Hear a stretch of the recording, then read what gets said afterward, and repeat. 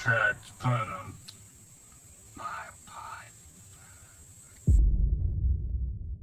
I've been feeding the same Bigfoot since 1986, and what he finally revealed to me about why his kind fears humans is something that will haunt me for the rest of my life.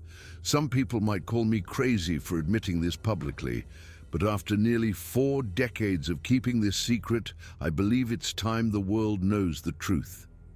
My name is Thomas McKenna.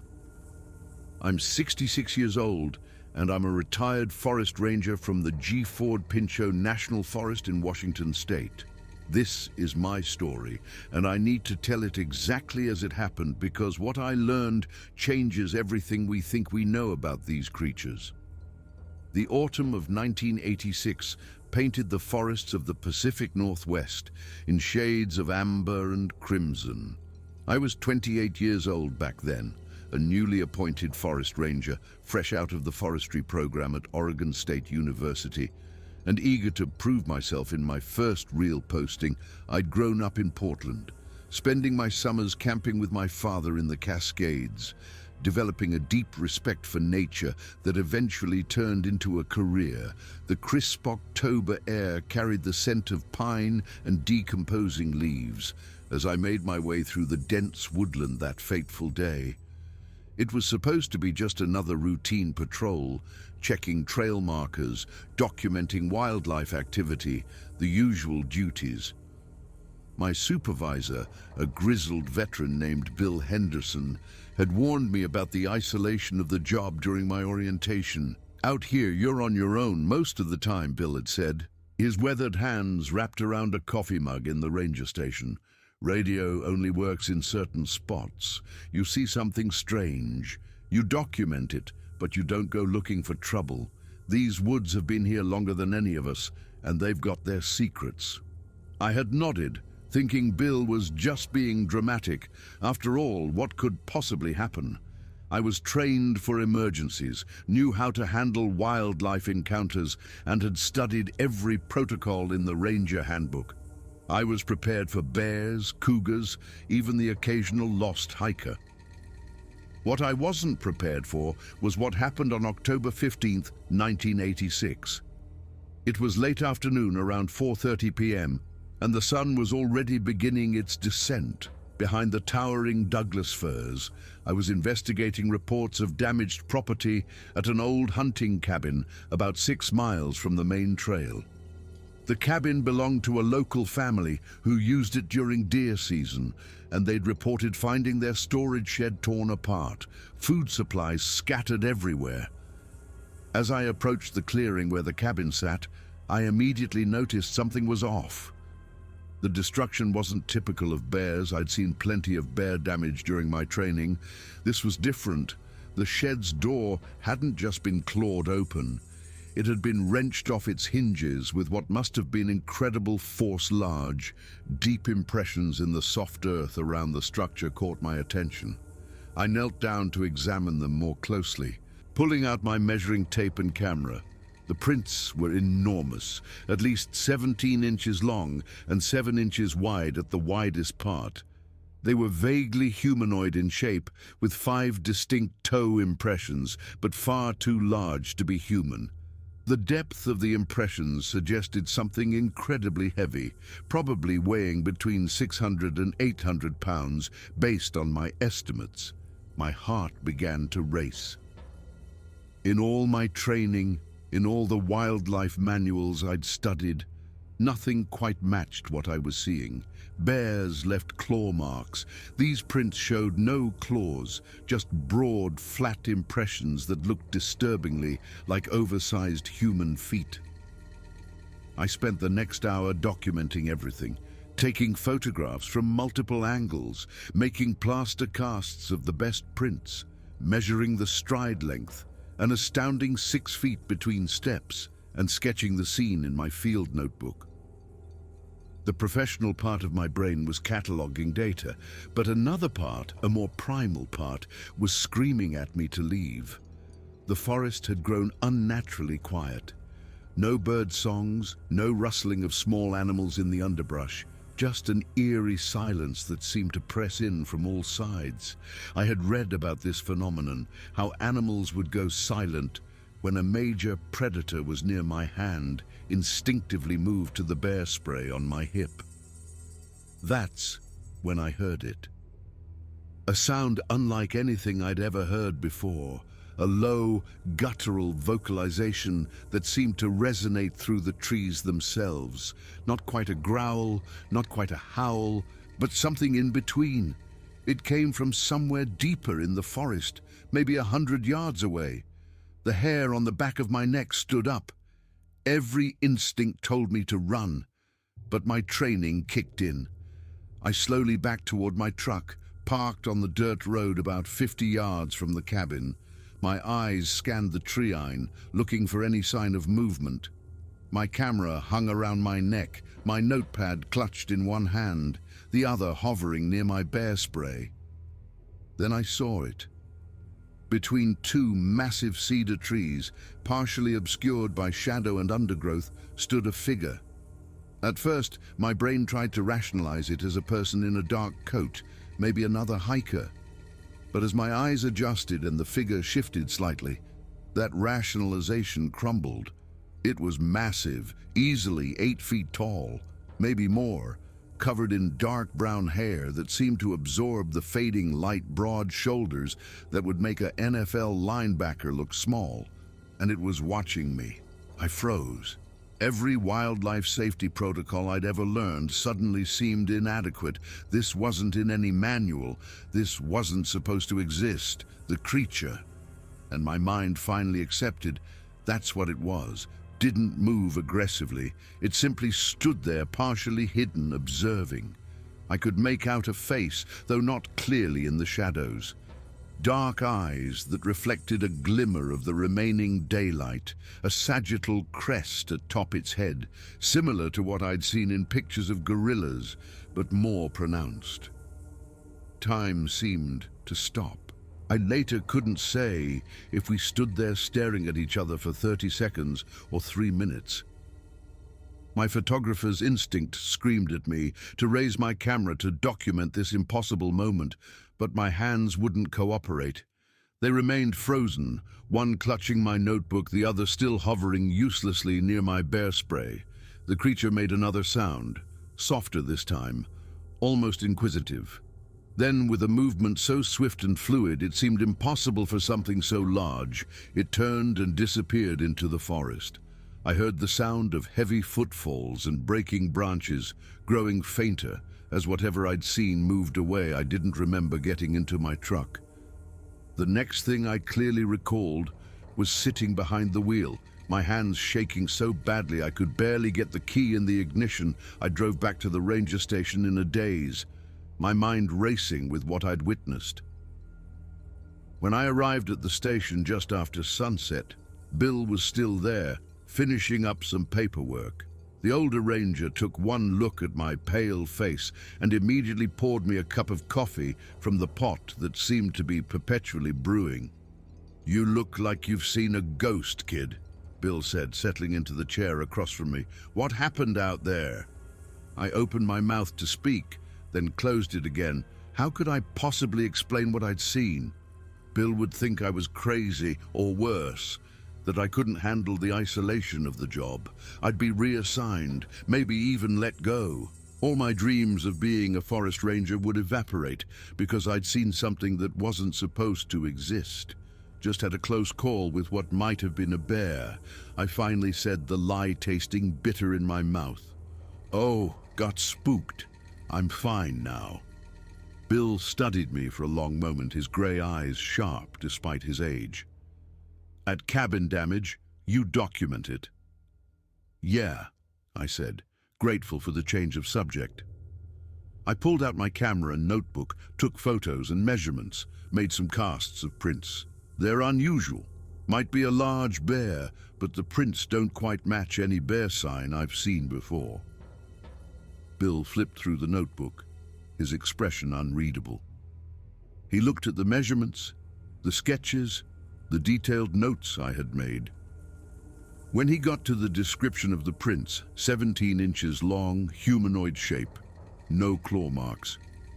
He went very still. "These measurements accurate?" Bill asked quietly. "Yes, sir." "Triple-esh them." Bill closed the notebook and handed it back to me. "File your report.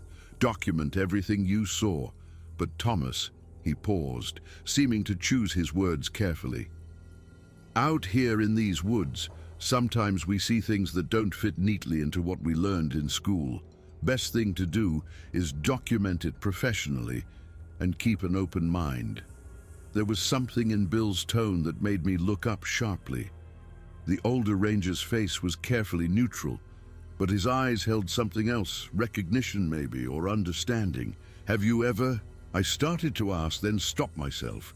Bill stood up, stretching his back with an audible crack. "I've been a ranger in these woods for 32 years, kid. I've seen a lot of things. Some of them made it into official reports.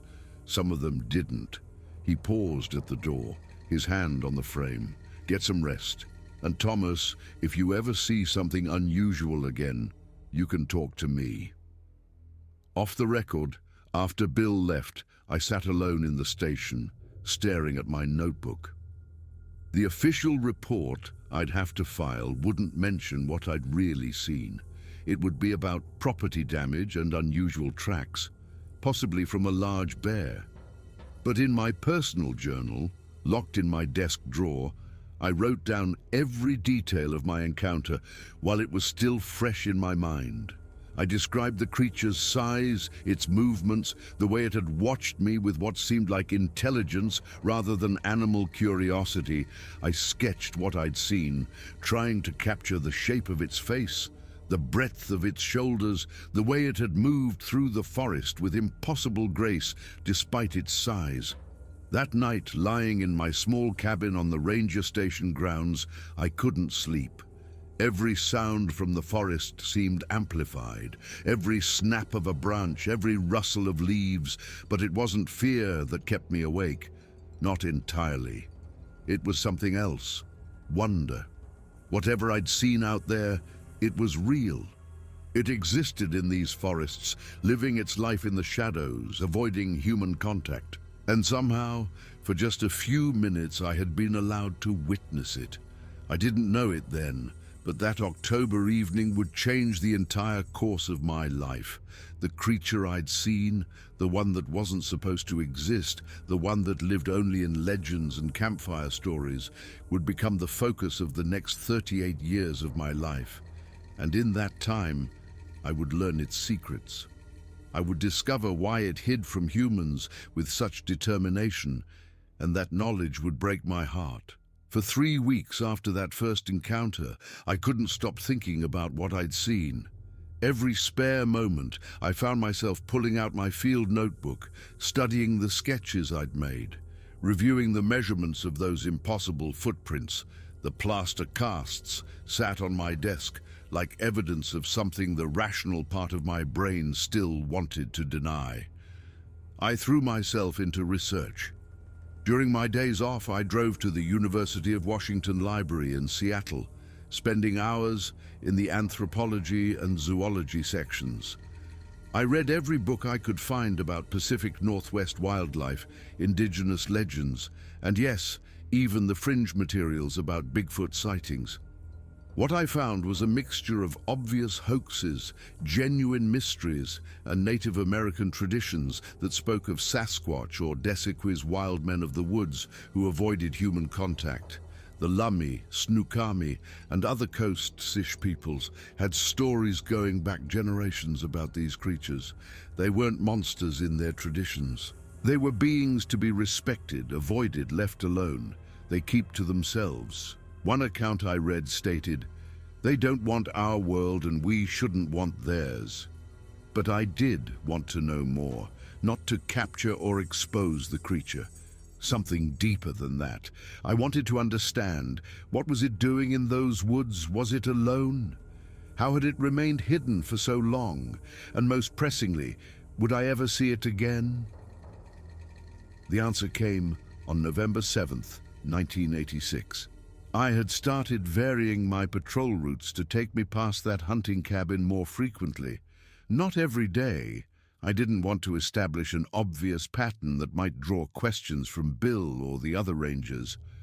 But 2 or 3 times a week, I'd find a legitimate reason to be in that area, checking on winter preparations, documenting pre-snow conditions, monitoring for early season hunters who might be trespassing. It was a grey Friday afternoon, the kind of day where the clouds hung so low they seemed to tangle in the treetops. A light drizzle had been falling since morning, turning the forest floor into a carpet of wet leaves that muffled sound. I was about half a mile from the cabin, documenting some elk tracks, when I heard the sound again, that same low, resonant vocalization that had frozen my blood 3 weeks earlier. But this time, I didn't run. My heart hammered in my chest. Adrenaline flooded my system, but I stayed put. Slowly, carefully, I straightened up from where I'd been crouching. My hand went to the bear spray on my belt, but I didn't draw it. Instead, I just stood there, waiting.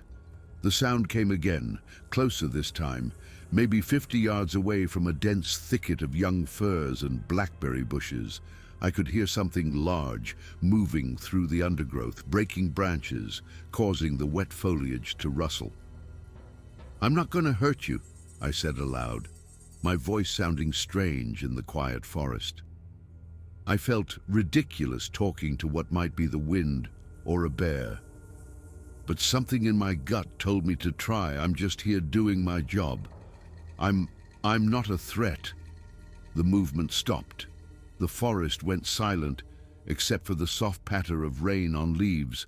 Then slowly the branches parted, and there it was again. In the grey daylight, even filtered through rain and mist, I could see it much more clearly than during that first twilight encounter. The creature stood at the edge of the thicket about 40 yards away, partially concealed but clearly visible. It was every bit as massive as I remembered, probably 8.5 feet tall, with shoulders that must have been 4 feet across. Its body was covered in dark brown hair, longer around the shoulders and head, shorter on the arms and chest.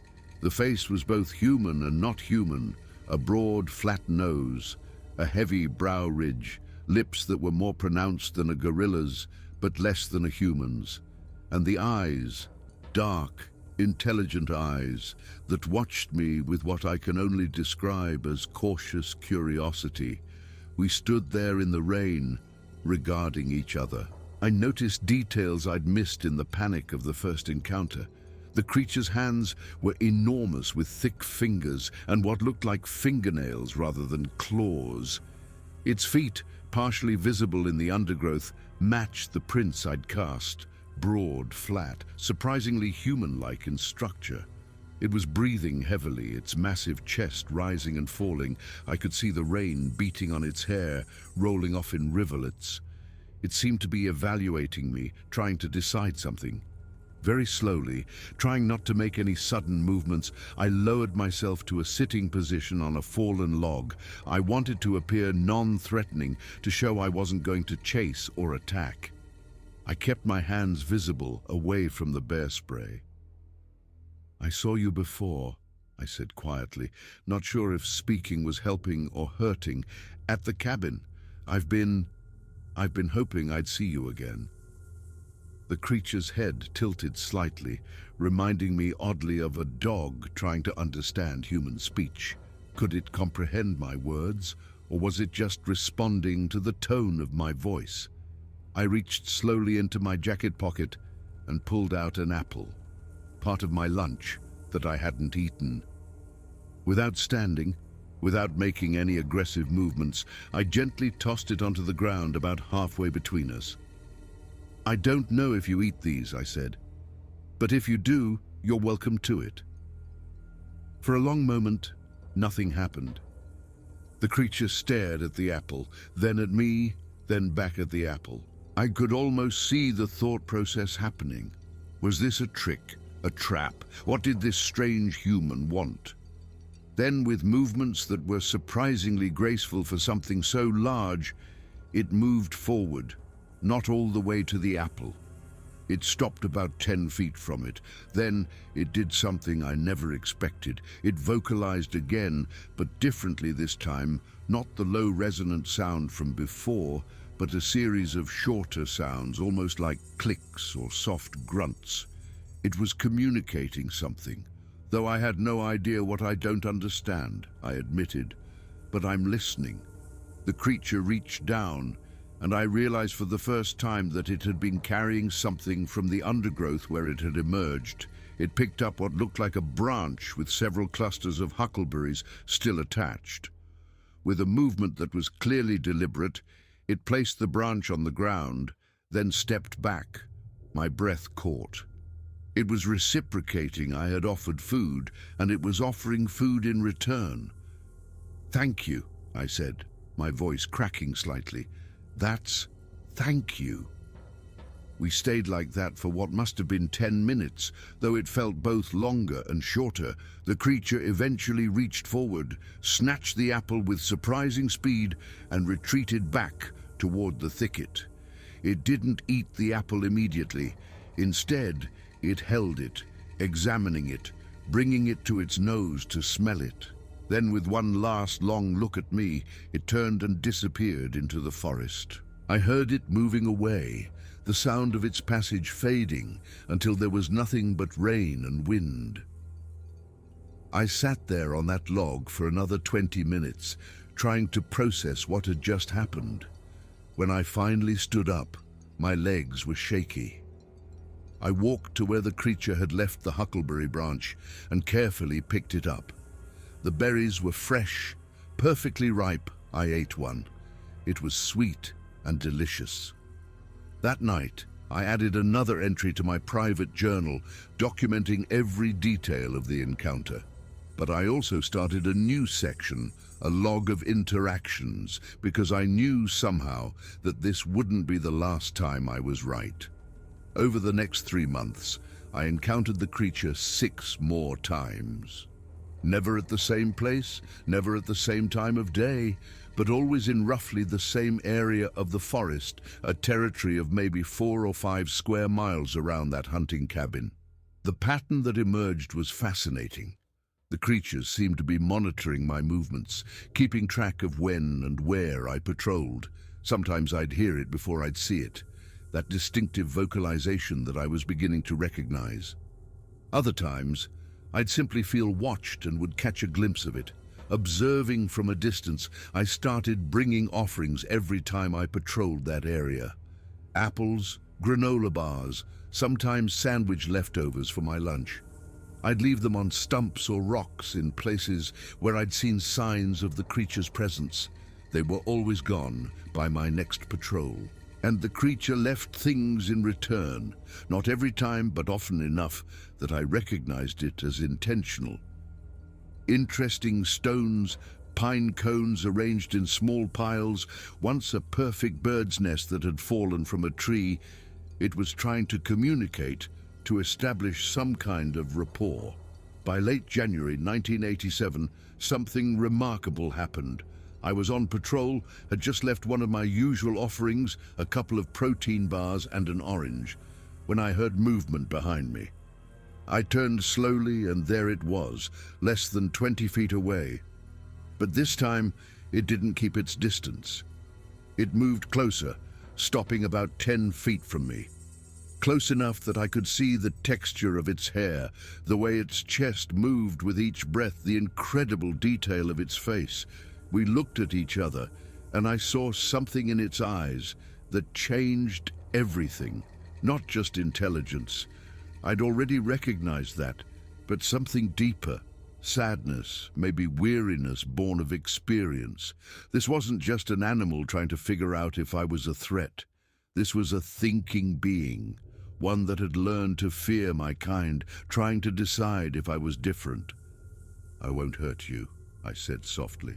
"And I won't tell anyone about you. You have my word." I don't know if it understood my words, but it seemed to understand my intent.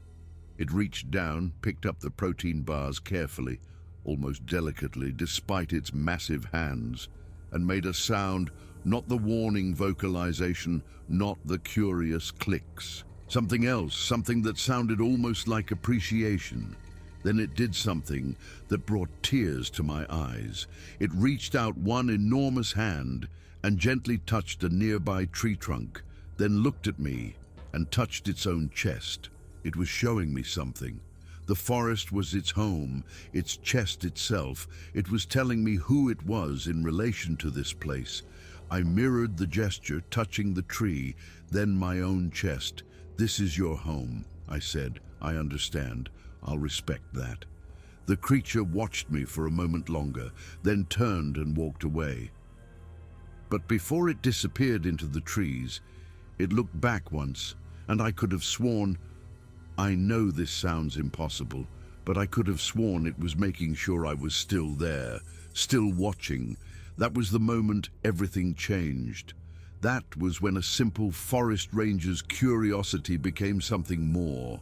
A commitment, a promise, a friendship, if such a thing could exist between species so different, yet somehow not different at all. I had no idea then that this relationship would span decades. I had no idea that I would eventually learn this creature's story, understand its fears, discover the dark truth about what humans had done to drive its kind into hiding. All I knew in that moment was that I had been entrusted with something precious, a secret, a connection to something the world thought didn't exist, and I was determined to protect it, no matter what it cost me. The years that followed taught me patience I never knew I possessed. Building trust with a creature that had every reason to fear humans wasn't a matter of weeks or months. It was years of consistent, careful interaction. By the spring of 1987, I had established a routine. 3 times a week, I'd make my way to what I'd begun thinking of as our territory. That 5-square-mile area of forest where the creature seemed to live. I'd bring food, always varied, fresh fruits, vegetables, nuts, sometimes dried meats or fish. I learned through trial and error what it preferred. Apples were always a hit, berries of any kind. It seemed to especially enjoy salmon, not surprising given we were in the Pacific Northwest. I'd leave the offerings in specific locations, and over time, the creature began meeting me at these spots, not every time, but increasingly often. Sometimes it would watch from a distance. Other times it would approach, take the food, and leave something in return. Always these small gifts, interesting rocks, shells from the river, once a perfect set of deer antlers it must have found, but the real breakthrough came in June of that year.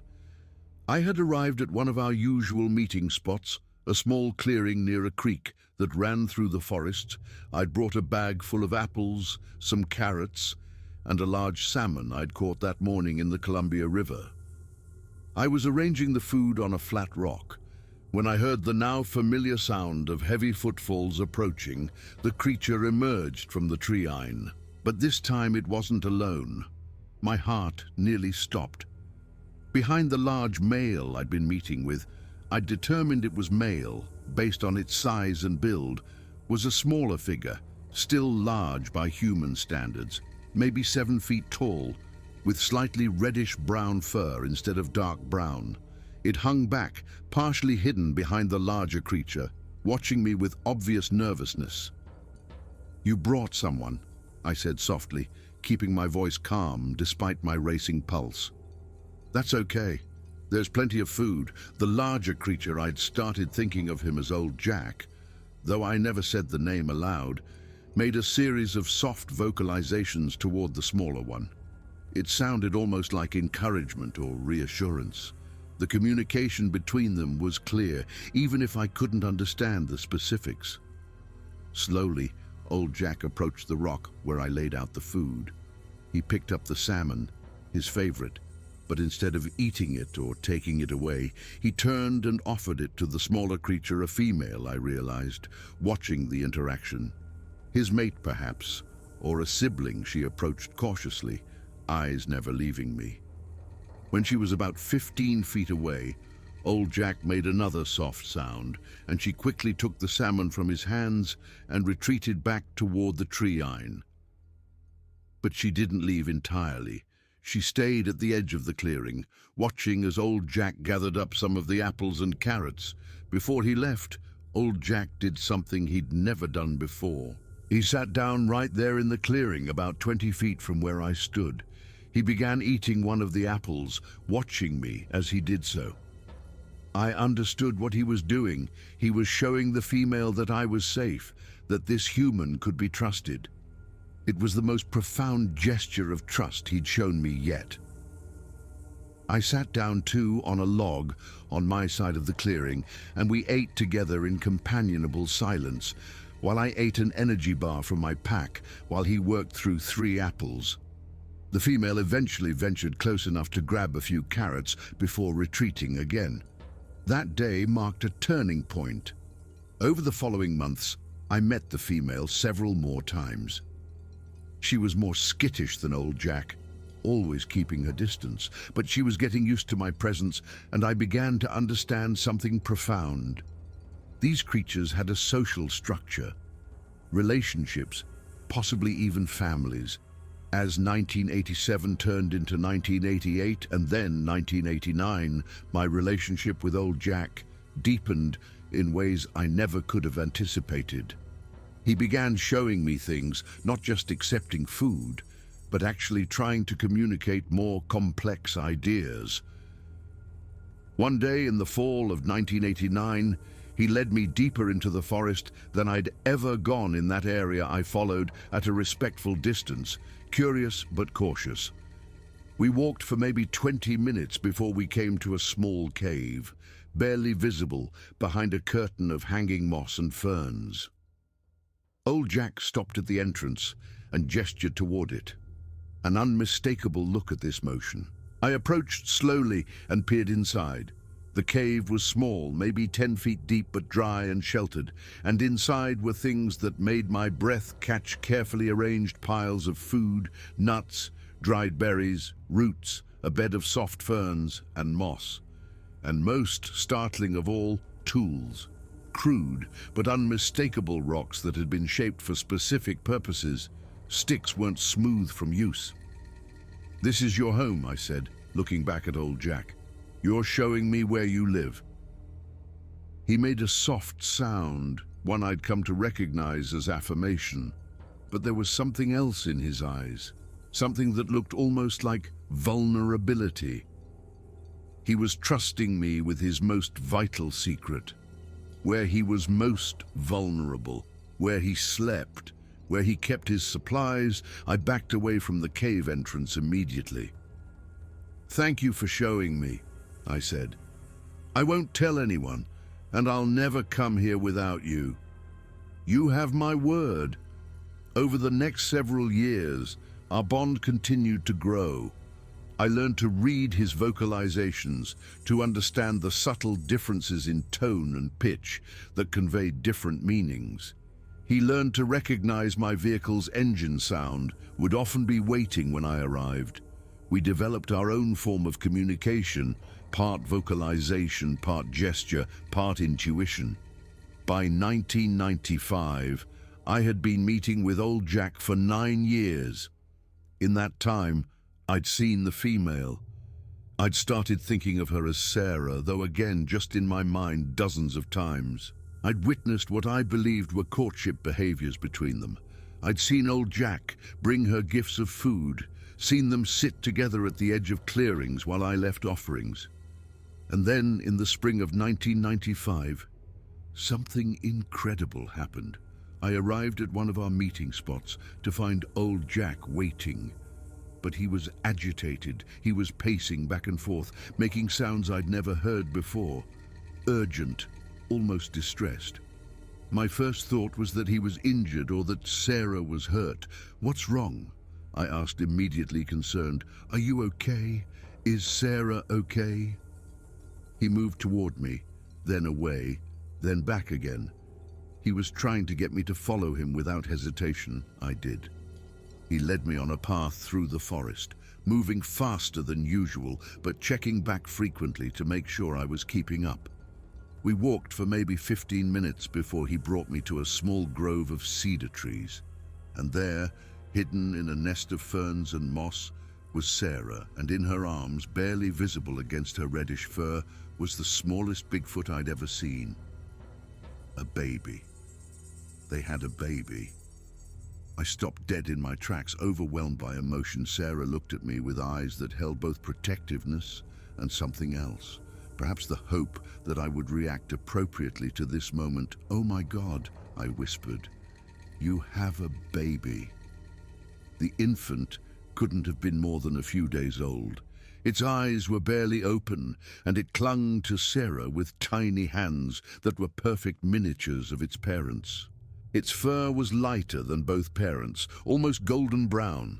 Old Jack moved to stand between me and his family, not aggressively but protectively. He made a soft sound, and I understood what he was communicating. "Look, but don't approach." "I understand," I said, my voice thick with emotion. "Congratulations, both of you. This is wonderful." I stood there for maybe 10 minutes, just watching from a respectful distance as Sarah cradled her baby, as old Jack stood guard. Then, understanding that I'd been shown something sacred, something private, I slowly backed away. Before I left, old Jack followed me a short distance. When we were out of earshot of Sarah and the baby, he did something remarkable. He placed one of his massive hands on a tree trunk, then on his chest, the gesture we'd established years ago for home or self. Then he pointed back toward where his family was and made the softest, most gentle sound I'd ever heard from him. He was telling me about his family, about what they meant to him, about love in a language that transcended species. "I'll protect them," I promised him. "I'll protect all of you always." And I met it with every fiber of my being over the next months and years. I watched that baby grow. I saw it take its first wobbly steps, watched it learn to forage for food, saw old Jack teach it which plants were safe to eat, how to catch fish from the streams. It was like being granted a window into a world that shouldn't exist. A secret that the forest had kept for thousands of years. The young one, I thought of it as little Jack, though I later learned it was actually female, was curious about me in a way her parents never quite were. By the time she was 2 years old, she would approach much closer than Sarah ever had, though always under the watchful eyes of her parents. But as the years passed, I began to notice something troubling. Old Jack was showing signs of trauma I hadn't recognized before. Sometimes when I'd arrive for our meetings, I'd find him agitated, pacing, making distressed sounds. He'd lead me to areas of the forest where there were signs of human activity, old campsites, trash that had been left behind. Once, even a hunting stand that had been built in a tree. He was showing me intrusions into his territory. And more than that, he seemed to be trying to tell me something about humans, about why he and his kind stayed hidden, about what had made them so fearful. It would take many more years before I understood the full truth. Before old Jack finally revealed to me the dark reason why Bigfoot avoids humans with such determination. But by the late 1990s, I knew I was on the edge of discovering something profound and heartbreaking. Something that would change everything I thought I knew about the relationship between humans and these magnificent creatures. The turn of the millennium brought changes to the Gifford-Pinchot National Forest. More hikers, more tourists, more people seeking escape in the wilderness that had once been relatively isolated. For me now, in my early 40s and a senior ranger, it meant more patrols, more regulations to enforce, and more opportunities for human Bigfoot encounters that could go terribly wrong. I became hyper-vigilant about old Jack's territory, always finding reasons to patrol that area more frequently. If I saw signs of illegal camping or hunting near where I knew he and his family spent time, I'd shut it down immediately, sometimes making up violations to move people along. My colleagues probably thought I was overzealous, but I didn't care. I had a secret to protect. By 2003, little Jack, who I'd learned was actually female when she reached maturity, was 8 years old and almost as tall as Sarah. She'd grown comfortable enough with me that she'd sometimes approach within arm's reach, though I never tried to touch her. That boundary felt sacred, something that shouldn't be crossed, even after 17 years of trust building.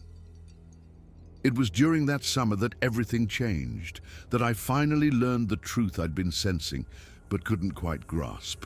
I arrived at our usual meeting spot on a warm July afternoon, carrying a cooler full of fresh salmon and berries. Old Jack was there, but something was wrong. He was sitting on the ground, hunched over, making low pain sounds that I'd never heard before. "Jack," I called out, dropping the cooler and moving toward him without thinking. "What's wrong? Are you hurt?" He looked up at me, and what I saw in his eyes stopped me in my tracks. Not physical pain, something deeper, emotional anguish, memories surfacing that he'd kept buried. He stood slowly, and for the first time in all our years together, he approached me directly. He came within 5 feet, closer than he'd ever been, and then did something that made my breath catch. He turned his back to me and lifted his left arm. His fur, which usually lay smooth and thick, was disrupted along his left side, and underneath, visible through the thinner hair, were scars, deep, old scars that ran in parallel lines across his ribs and down his back. They were partially hidden by fur that had grown back over them. But once I knew to look, they were unmistakable. "Oh my God," I whispered. "Jack, what happened to you?" He turned back to face me and began to communicate in a way he never had before, using gestures, vocalizations, and a form of pantoum. He started to tell me his story. He pointed to himself, then held his hand low to the ground, indicating he'd been young. Then he held up both hands, fingers spread, representing many a group, a family. My heart began to sink as I understood. He'd had a family before Sarah, before I met him. He made walking motions with his fingers, showing movement through the forest. Then he stopped and crouched low, making himself small, hiding. He pointed to his eyes, then gestured outward, watching. Then he formed his hands into the shape of a gun. I felt like I'd been punched in the stomach. "Hunters," I said. "Hunters found your family." He made an affirmative sound, but there was such pain in it that tears sprang to my eyes. He continued his story, showing me through gesture what words couldn't convey.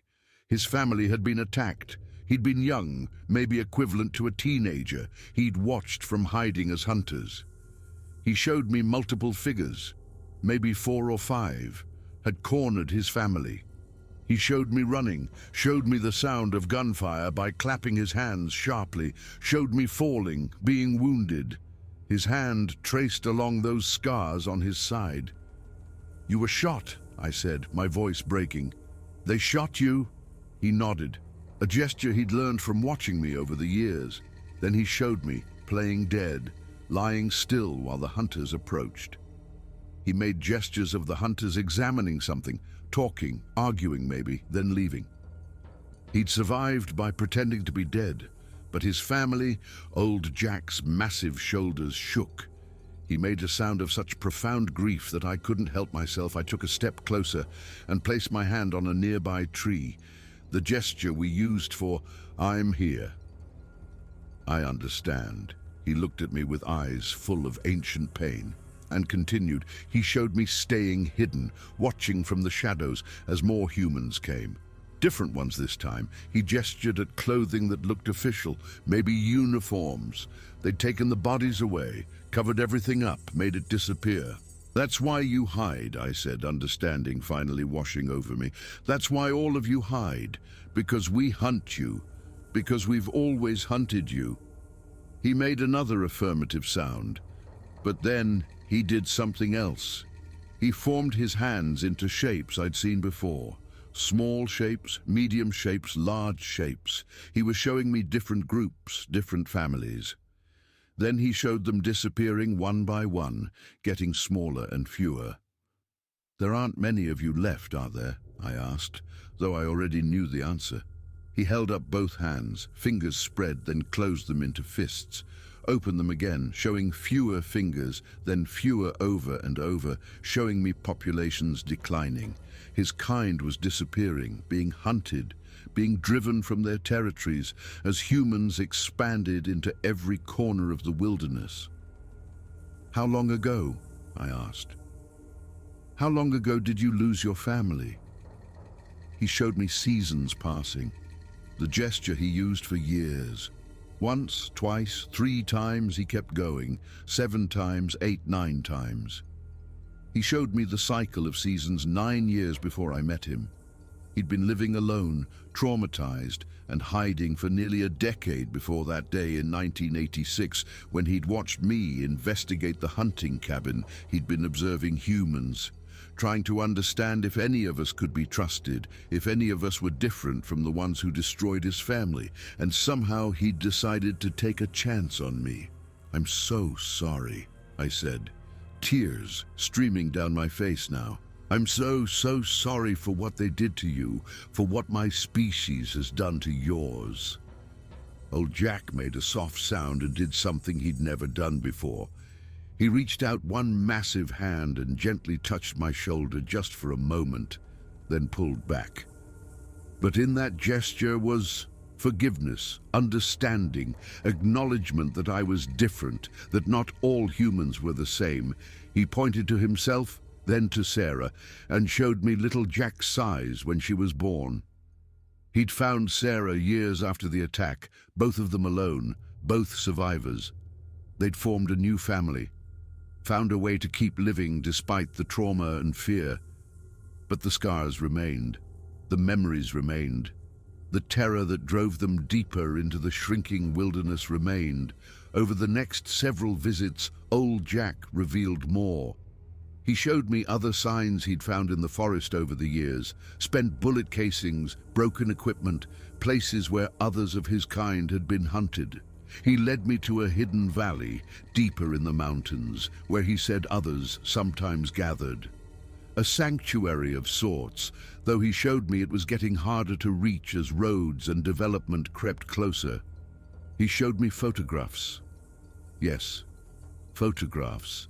Hidden away in a waterproof container in his cave were old newspaper clippings and photos that he'd collected over the years, evidence of his kind being hunted, being displayed as trophies, being treated as monsters instead of the intelligent, peaceful beings. The clippings were from the 1960s and 70s, yellow with age. Headlines about Bigfoot hunting expeditions and Sasquatch bounties. Photos of men with guns grinning as they posed in the forest. Some of the articles described creatures that had been killed, though the bodies were always mysteriously lost or confiscated by authorities. "They've been hunting you for sport," I said, looking at the evidence he'd carefully preserved. "For trophies, for proof, for money?" He nodded, then showed me something else, gestures indicating capture, cages, laboratories. Some of his kind hadn't just been hunted and killed, they'd been captured, taken alive. He didn't know where or by whom, but he knew it had happened. The fear of it was passed down through the remaining families, a terror that kept them nocturnal, kept them silent, kept them hidden. I understood then why Bill Henderson had reacted the way he did all those years ago when he'd seen my first report. Why he'd told me some things didn't make it into official records he'd known. Maybe he'd even seen evidence himself. The government, or parts of it, knew these creatures existed. And for reasons I could only guess at, to prevent panic, to protect corporate interests, to maintain control over the narrative, they kept it secret. And in that secrecy, Bigfoot had no protection, no rights, no acknowledgement of their existence that might make killing them murder instead of just an unusual form of hunting. "I'll protect you," I promised old Jack again, but this time with full understanding of what I was protecting them from. I'll keep your secret, I'll watch over your territory, and I'll teach little Jack to be careful, to be hidden, to survive." He touched my shoulder again, that same gentle gesture. Then he gathered up the newspaper clippings and photos, carefully placing them back in their waterproof container. Evidence of a genocide that no one acknowledged, proof of a species being systematically eliminated while the world pretended they didn't exist. As I left the forest that day, I felt the weight of what I'd learned crushing down on me. For 17 years, I'd been feeding a friend, building a relationship I treasured, but I'd been naive about what that friendship meant. In the larger context, old Jack hadn't just been accepting my food and company, he'd been teaching me, preparing me to understand, making sure that at least one human knew the truth, so that maybe somehow that truth wouldn't die with him and his kind. I drove home in silence, my mind racing with questions I couldn't answer. How many were left? How long before they were gone entirely? What could one forest ranger possibly do against the forces that had been hunting them for generations? But I knew one thing for certain. I would do whatever I could for old Jack, for Sarah, for little Jack, and for whatever others remained hidden in the deep forests. They deserved to exist. They deserved to be left in peace. And I would spend the rest of my career making sure that in at least this one corner of the wilderness, they would be safe. The years moved on, quiet but heavy. I never spoke of old Jack's story, not to my wife, not to my closest co-workers, not even to Bill in his final years on duty. It wasn't just secrecy for secrecy's sake. I understood now that speaking their truth carelessly could mean extinction. One wrong word, and someone with the wrong intentions could trace my patrol logs, investigate the region, and destroy everything they had left. By the time 2010 arrived, I had spent 24 years guarding that family. 24 years of meeting the same towering figure beneath the cedars, of exchanging offerings, of watching little Jack grow from a curious child into a poised young adult. Her fur darkened to a deep russet, and she moved with a confidence that could only come from parents who taught her every hidden trail, every freshwater pool, every scent carried by the wind. I watched her learn to fish in the Lewis River, just as I'd seen children learn to ride bikes. She slipped silently between mossy rocks, catching salmon with motions so fluid they felt rehearsed, like art passed down through generations. Old Jack watched from the riverbank, chest forward, proud. Sometimes he'd glance toward me, as if making sure I was seeing what he saw. Proof that his lineage continued despite everything that had tried to erase them. By then, I wasn't just feeding a creature. I was witnessing a legacy. As the world around us changed, new highways, cameras in every hand, more people flooding the wilderness in search of experiences, I began to fear that time was running out. More than once, I convinced hikers to try a different trail, inventing closures or safety hazards to keep them away. A few times, I intercepted hunters setting up blinds too close to old Jack's territory. I confiscated equipment, wrote tickets, even threatened to report them for poaching when no laws technically covered what they were doing. But every year, I saw more evidence of intrusion. And every year, old Jack grew more tense. Sometimes he'd bring me branches snapped cleanly in half. His signal that strangers had been near. Other times, he would show me impressions in the mud, boot prints, and look at me with that same haunted fear that first surfaced when he showed me his scars. One late autumn night, I heard him before I saw him. I'd been hiking in dense fog, headlights from my truck cutting into the quiet. His call came from somewhere beyond the creek. Low and trembling, I had never heard him sound afraid for himself, only for others. I hurried toward the sound. The forest was unusually silent. No owls, no insects, just mist and the quiet hum of distant river water. Old Jack emerged from behind a cluster of Douglas firs, shoulders tense, posture braced. He motioned for me to follow urgently. I'd seen this once before, the day he showed me Little Jack for the first time. My chest tightened. Something was wrong. And we hiked for nearly 20 minutes, deeper than I'd ever gone without his guidance. Even in the fog, he moved confidently, checking behind him, often to be sure I kept up. Finally, we reached a clearing I didn't recognize. There, seated on the ground, was Sarah. Her usually bright eyes looked dull, unfocused. She leaned against a fallen log, breathing shallowly, fur clinging to her side, where blood, dark and already drying, matted through. My stomach dropped. She had been shot. Old Jack lowered himself beside her, making soft rhythmic sounds, reassurance, comfort.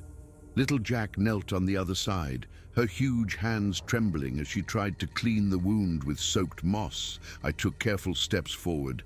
"I'm here. I'm here," I whispered, though I knew my words meant little. Still, Old Jack looked at me with something desperate in his eyes, pleading. He trusted me. I knelt, examining the wound without touching. The bullet had grazed through muscle, high enough to miss organs, low enough to slow her to a crawl. A hunting round still lodged deep. Sarah exhaled a soft noise that sounded almost like apology. Little Jack's hand brushed her cheek, and in the dim, fog-filtered moonlight, I understood I wasn't just witnessing injury. I was witnessing fear. Fear anchored in history. Fear of a cycle repeating. Whoever had done this was close, and they would return. I didn't have medical tools, not out here. And even if I had, I'd never done more than assist veterinarians in the park with tranquilized bears and elk. But I knew infection. I knew wounds. I knew painfully that standard help was not an option. "I need to clean it," I murmured. Old Jack lowered his head in acknowledgement. I fetched my canteen, soaked a cloth, and began carefully cleaning the matted fur just to see the extent of bleeding. Sarah trembled with each pass. I spoke softly, keeping my tone steady. Little Jack watched every movement, absorbing, learning. The round was still deep. I didn't dare extract it. Not with my hands, not here. Removing it could kill her faster. "We have to keep it clean," I said, unsure whether I was reassuring them or myself. "I'll bring supplies, medicine, antiseptic." Old Jack made a low, steady sound. Agreement. When I finished, Sarah let out a faint exhale. Relief or exhaustion, Little Jack helped adjust a bedding of thick ferns beneath her. I placed my hand on the trunk of the cedar beside them, our gesture of promise I'll be back before sunrise. I hesitated only one moment before running through the fog, branches slapping against my arms, lungs burning. I reached my truck, drove like a man possessed back to my cabin. If anyone saw me, I had practiced explanations, routine medical emergency, wildlife rescue, anything. But the roads were empty. Inside my cabin, I grabbed everything I had: medical gauze, antibiotic, ointment, iodine, pain relievers. I ground into powder a hunting knife, a clean blanket. I turned to leave and froze. My cabin window facing the tree line was open. I never left it open. A sheet of notebook paper lay on the counter. At first, I thought it was something I'd left out.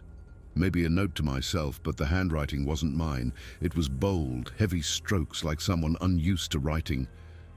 "Don't go back there." My blood ran cold. I checked the locks. Intact. Nothing stolen. No vehicles outside. But someone had been here, someone who knew. I grabbed my supplies anyway and returned to the forest. The fog was still thick when I returned, though the eastern horizon had begun to crack open with the first silver hints of dawn. I made my way back to the grove as quietly as I could, praying no one had followed. Old Jack met me halfway, towering and restless, every muscle coiled tight. He ushered me quickly to Sarah. She didn't look good, breathing shallow, eyes barely open. Little Jack held her mother's hand, rocking slightly, a movement I'd seen human children make when frightened. I started working immediately. Clean water, iodine, gauze. The wound responded, bleeding slowed, breathing steadied, not healed, not safe, but stabilized. All the while, old Jack watched the tree line. Not me, not Sarah, the forest. He knew danger better than anyone. When I finished, he let out a sound. Soft, grateful little Jack pressed her forehead gently to Sarah's. The family huddled close, breathing as one. I was about to leave them to rest when a new sound shattered the quiet. A branch crack, sharp and deliberate. 3 silhouettes emerged through the fog human. They moved with confidence. They carried rifles. Old Jack rose to his full height, a silent wall between danger and family. My heart slammed against my ribs. The hunters had returned. They emerged from the fog like phantoms, 3 men in camouflage, rifles slung tight to their chests, boots sinking softly into the moss-covered soil. Their faces were hard, eyes sharp, scanning the grove as though they'd rehearsed this moment 100 times.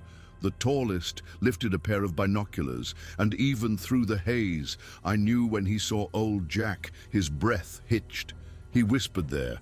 Old Jack didn't roar, didn't threaten, didn't move toward them. He simply stood broad, towering, unyielding, placing his body between the hunters and his family. I raised my hands immediately. "Stop! Don't do this!" My voice cracked through the clearing. The men turned their attention to me. Recognition flickered. One of them narrowed his eyes. "McKenna?" I froze. They knew my name.